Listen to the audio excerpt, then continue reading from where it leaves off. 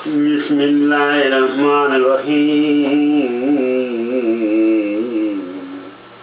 اعوذ باللہ من الشیطان الرجیم بسم اللہ الرحمن الرحیم الحمدللہ رب العالمین الرحمن الرحیم مالک یوم الدین ایاک نعبد و ایاک نستعین اهدنا الصراط المستقيم صراط الذين أنعمت عليهم غير المغضوب عليهم ولا الضالين.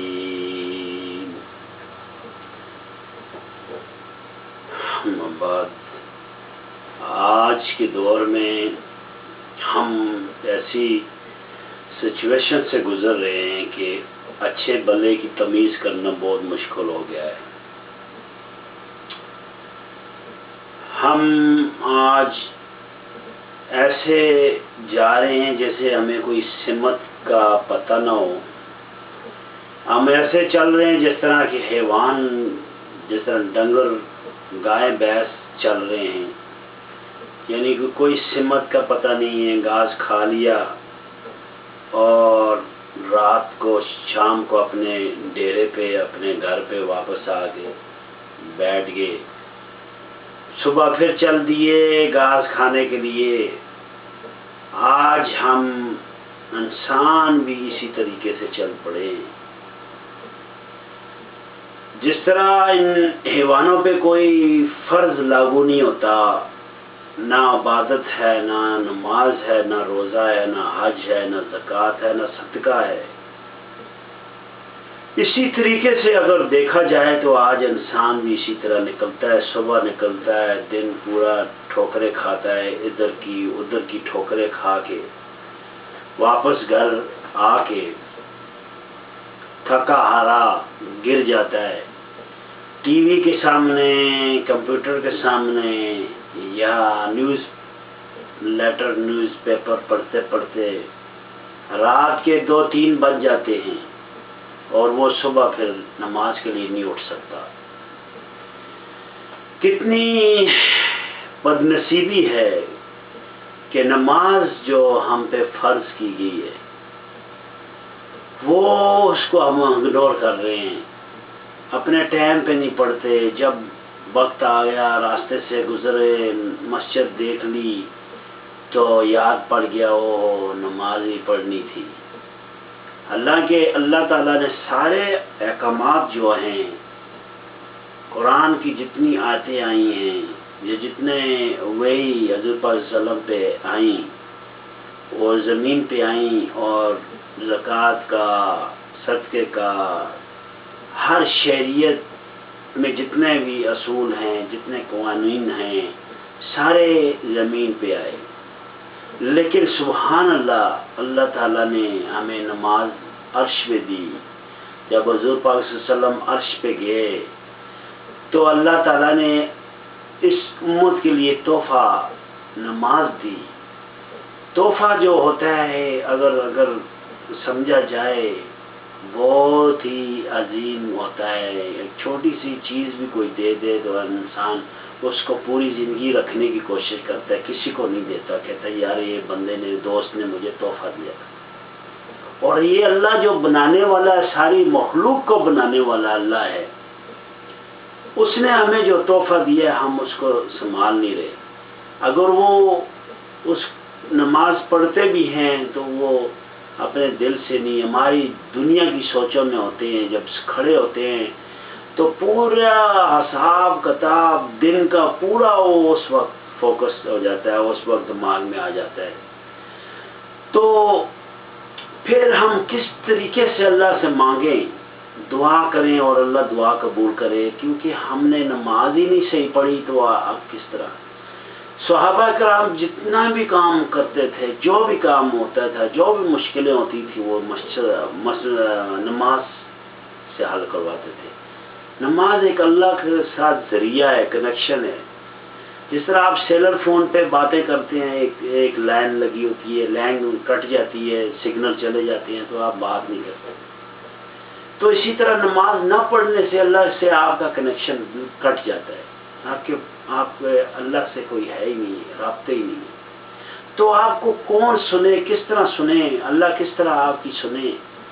کہ ہماری اللہ تب ہی سنے گا کہ ہم اللہ کی عبادت کریں گے، صدقے دل سے کریں گے۔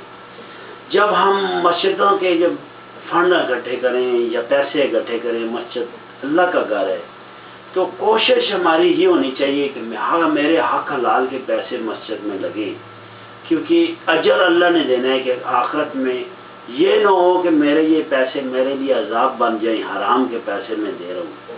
آج دیکھیں زلزلہ ہوتا ہے، پاکستان میں ہو یا دنیا میں ہو، مسجدیں کیوں گرتی ہیں؟ ان کے جو منار ہیں وہ کیوں گرتے ہیں؟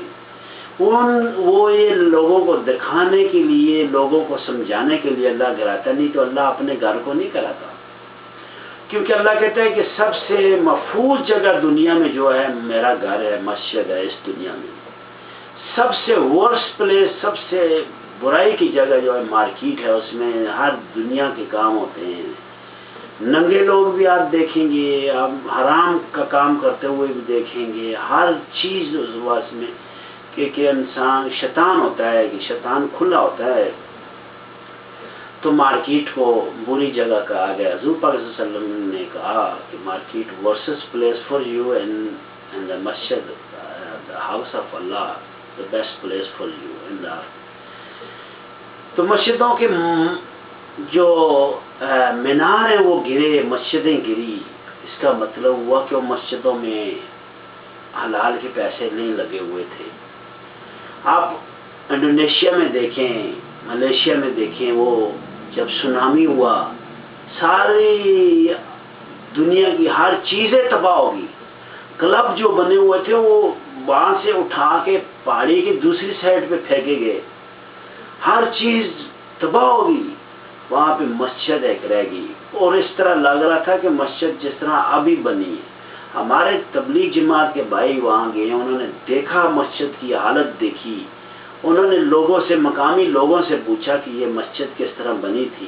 انہوں نے ان کو بتایا یہ حق حلال کے پیسے پہ ایک بزرگ تھا، کوئی اللہ والا بندہ تھا، اس نے اپنے پیسوں سے جتنی بھی اس کی جائیداد تھی سب کچھ بیچ کے وہ مسجد بنائی تھی۔ تو یہ کہنے کا یہ مسجد کا مقصد یہ ہے کہ حق حلال کی جو آپ کام کریں گے اللہ تعالیٰ اس میں برکت ڈالتے ہیں، اور اللہ تعالیٰ ہمیں حق حلال کا پیسہ مسجد میں دینے کا پابند بنائے اور حق حلال کے کام کرنے کی توفیق عطا فرمائے۔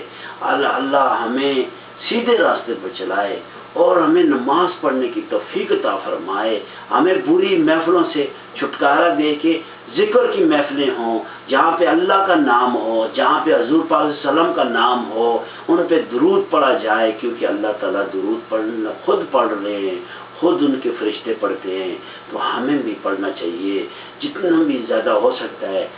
مولانا زکریا رحمۃ اللہ علیہ، انہوں نے پوری ایک چیپٹر اپنی کتاب میں ایک چیپٹر درود پہ لکھا۔ وہ ساری زندگی مدینہ شریف میں بیٹھے رہے، وہاں ہی وہ لکھتے رہے کتابیں بھی، اور وہاں سے وہ نہیں جاتے تھے، نہ انڈیا گئے نہ کہیں گئے، کیونکہ ان کی ایج ایسی ہو گئی تھی۔ وہ کہتے تھے کہ میرا خاتمہ بھی میری جہاں ہی ہو، جنت بقیع میں میرا گھر ہو، اور وہ ان کی یہ سوچ تھی، یہ عقیدہ تھا سنت کا، اہل سنت جماعت کا عقیدہ تھا۔ آج دنیا کے ہزار عقیدے بن گئے ہیں، لوگوں کو کنفیوز کر رہے ہیں۔ انٹرنیٹ میں جاؤ، مولانے بیٹھے ہوئے ہیں ہر طریقے سے۔ پلیز خدا کے لیے انٹرنیٹ پہ آپ دیکھیں، اچھائی کی باتیں دیکھیں، آپ کو اللہ نے دماغ دیا ہے، قرآن اور سنت کی جو بات کر رہے ہیں اس کی سنیں، جو ثابت کر رہے ہیں آتھینٹک حدیث سے ثابت کر رہے ہیں۔ بڑے بڑے لوگ ہیں، طارق جمیل ہے، طاہر القادری ہے، اور بھی ہیں بڑے بڑے اسکالر اس دنیا میں۔ آپ دیکھیں کہ وہ کیا کہہ رہے ہیں، سنیں، ہر کو سنیں، اور کام وہ کریں جو اللہ تعالیٰ آپ کو ویژن دے رہا ہے، آپ کو سمجھا رہا ہے کہ یہ اچھا کام ہے، یہ بہترین ہے۔ کیونکہ آپ جب برا کام کریں گے آٹومیٹکلی آپ کے دماغ میں آ جائے گا کہ میں نے اچھا کام نہیں کیا۔ آپ کو رات کو سونے سے پہلے آپ کو پتہ چل جائے گا کہ میں نے آج دن میں کون سے کام اچھے کیے کون سے برے کیے. اللہ تعالی ہم سب کو اچھے نیک کام کرنے کی توفیق عطا فرمائے. آمین. الحمدللہ.